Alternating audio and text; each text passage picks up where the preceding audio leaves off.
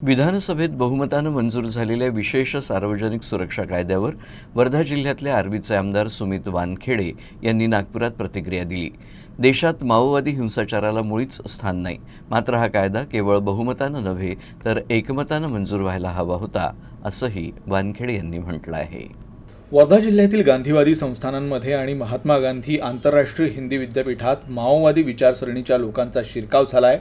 महात्मा गांधींच्या विचारसरणीवर चालणाऱ्या या संस्थांमधून माओवादी विचार पसरवले जात आहेत।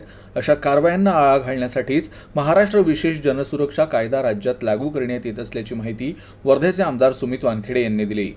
महाराष्ट्र विशेष जनसुरक्षा कायद्याच्या अंमलबजावणीनंतर अशा माओवादी विचारसरणीच्या संस्थांवर कारवाई करणं शक्य होणार असल्याचंही वानखेडे यांनी स्पष्ट केलं।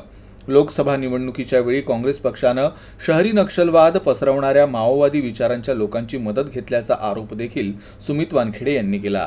की माझा आरोप आहे की या लोकांच्या मदतीमुळेच या लोकसभा इलेक्शनमध्ये यातले अनेक खासदार निवडून आलेले आहेत आणि ज्या लोकांची मदत, ज्या देशद्रोही संघटनांच्या कार्यकर्त्यांची मदत, मग ते भारत जोडो अभियानामध्ये सामील झालेले असतील, लोकसभेच्या इलेक्शनमध्ये यांच्या कॅम्पेनमध्ये सामील झालेले असतील, यांची जर मदत यांनी घेतलेली आहे तर आता यांच्या मुळावर जो कायदा आलेला आहे त्या कायद्याला विरोध करणं हे ते स्वतःचं कर्तव्य समजतात।